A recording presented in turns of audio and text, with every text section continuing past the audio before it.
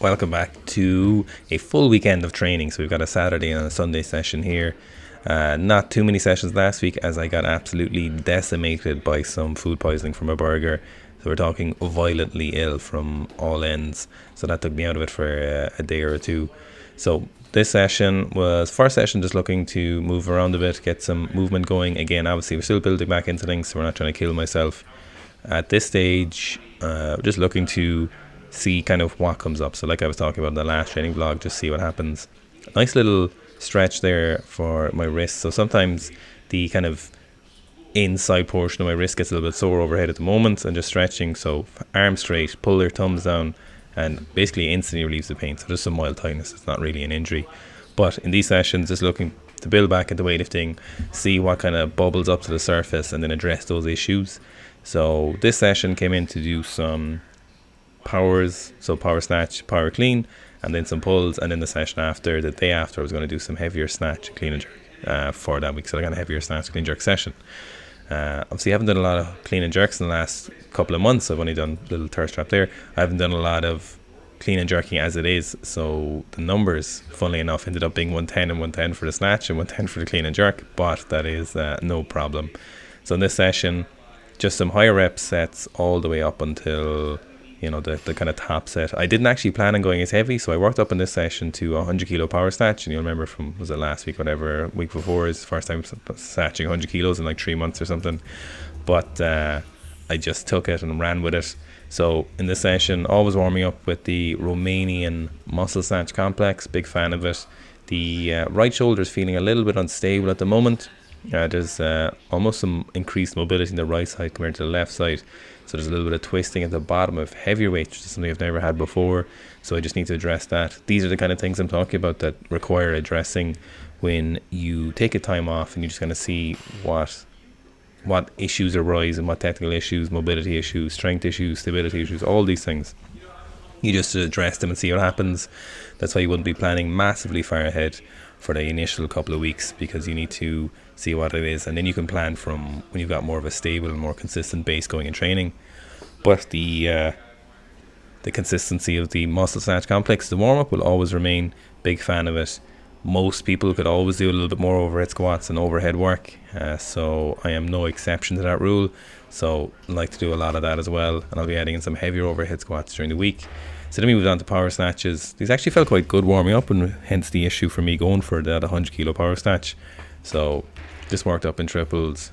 As you know, you're building back into it, you kind of want to do a lot of volume and a lot of repetitions. Originally I'd planned just go to maybe 70 for a set of 3 or 80 for a set of 3, nothing crazy, and go for a heavier snatch tomorrow. But the weights are feeling good, so 60 for a triple here. Mainly what I'm focusing on again is that start position. So I am, for me personally, this is not something I'd recommend, but I'm focusing on staying on my heels a lot throughout the pull and in the start position and maintaining a tight back position. I really wouldn't recommend you try and stay through your heels. Most lifters, the vast majority of lifters, have too much an issue being too far forward or too far back. So I just want you to focus on flat footedness. So I wouldn't worry about pulling to your heels. You can try it later if you want, but I wouldn't really recommend it, as it probably cause more issues. For me, a tendency to be too far forward at the knee, as you'll see in some of these heavier power snatches and the heavy snatches tomorrow, which is something I still need to address. And it's something I've always been addressing. If you remember our training vlogs from last year or 2020, talking about this a lot, where I need to sweep the barbell back off the floor, but I also need to have the correct starting position to allow this to happen. So you can see some of these a little bit forward at the knee. The 80s were decent, but still too forward for me. I hope you can see as well that overhead position just looks a little bit strange. It's like I'm overarching my thoracic and I'm kind of pushing the barbell back a small bit too much, but it will come right as I just address it and do more overhead work. So here's the 100 kilos. As I mentioned jokingly, I kind of over pulled the barbell a bit. Not too bad, not great, but it's a decent weight. I'm pretty happy with the weight, more than the quality of the movement rather than how it looked. But as I say, it will come back. Weirdly enough, the overhead position on jerks is feels very nice. Nice straight wrists, nice stacking position. Both sides seem quite equal, so it's just something exposed on the wider grip for the snatches. Haven't done power cleans in ages as well. Trying to let go of the barbell, but for some reason I have the opposite problem at the moment, and I'm just holding on to it into the power cleans. And I think it's probably because the turnover is a little bit slow, but the jerks feel good, which I'm quite happy with because they're nice and loose overhead. So just a couple of sets at 70, just one power clean, 2 jerks. So just trying to get a lot of repetitions in with the jerk. You can see rack position isn't unbelievable on these, but that'll come back as well, hopefully. Doing a lot of lat and thoracic mobility as well to address that. So here we have the 90, so one top set, 1 plus 2, and this sweet long sleeve from Seeker Strength, which I actually think might be all sold out at the moment. If not, there might be 1 or 2 left, and we'll be taking them off the website either today or tomorrow, I would think. So actually just 1 power clean, 1 jerk, and then moved on to some stiff-legged deadlifts. So just hamstring was feeling a little bit funny as well. Haven't been doing a whole lot of pulls over the last few months, so just something you need to start readdressing as well. The hamstring, it's kind of strange. So you remember like the year before last, I would have hurt my hamstring. I pulled, quote unquote, the hamstring doing some lifts. So something I can just feel a little bit on these, or sorry, on the Olympic lifts I was doing. So I'm just trying to make sure I'm working through that and making sure that it's not compromised and I'm not exposing it to undue stressors by not addressing it in training. So moving on to the second day of the kind of weekend. So this is the heavier session. So again, warming up with the barbell, lots of sets with the barbell. Just trying to straight wrist as much as possible. Gammy pinky finger aside. Just warming up with these, some full snatches. I did usual warm up and then the muscle snatch warm up as well, which I just didn't get on video. So we're just working through. Today I was kind of hoping for in this session something around 110 or 115. I was kind of hoping for 115 to get into 110s. Honestly, I hadn't done enough snatch volume to really earn it, but I knew I just kind of wanted to do it and I was more than capable of doing it. Of course, power snatch aside, obviously it's a weight that I have no problem doing, but just something I wanted to get done. Now, main thing you'll see on these as the weights get heavier is the kind of looping forward off the floor, and you can see it looping around the knee.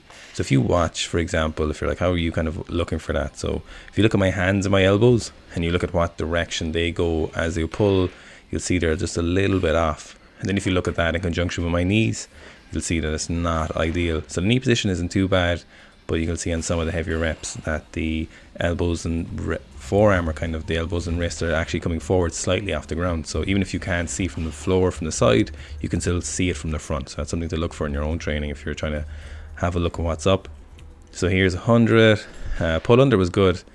You can see a little bit funniness in the shoulder, a little lack of stability. So definitely need to address that before it becomes an issue. 105 was good. I was actually pretty happy 105. Good pull under. So it's probably one of the better ones. But then this 110, so I actually missed the 110. I was a little bit off with the shoulder, and so I was like, ugh, that's yuck. Watch it back in video, feel a little bit sick, came back, made it, still pretty rotten, see a little bit of that twisting, but it'll come back, I have no doubt. So on to first kind of heavy clean and jerk. So for this, I was like, okay, I'll do like 100 to 120, we'll see how things feel. Jerk overhead position feels great, as I mentioned, so that's good. And main things I'm looking at here is not bending my arms, so I'm going to keep them as straight as possible. And then in the jerk, dip and drive, I'm just kind of looking to see what will happen with the jerk and dip and drive, trying to keep it automatic and not focus too much on anything at the moment. Main things I'm focusing on the clean, like I said, so straight arms, but also focusing on pulling under faster. You'll see on the heavier clean and jerk that there's a little bit of over pulling. The weights are lighter though, so as I said, I won't be aggressively changing anything in my training to address that. We'll wait and see what happens as the weights get heavier before I add any variations. So that's 100, slightly off, very forward in the dip and drive. So something I always need to work on, and that's something I will be still working on, is driving through my heels a little bit, keep my hips back. So here's the 110. So, you know, decent. It is what it is. Rack position is better. Speed in the dip and drive is good, but I'm just too far forward. And then we finished off with 5x3 at 120 in the back squat. So I've started doing sets and reps on the back squat again. So not just a top set, actual sets and reps. Give me strength.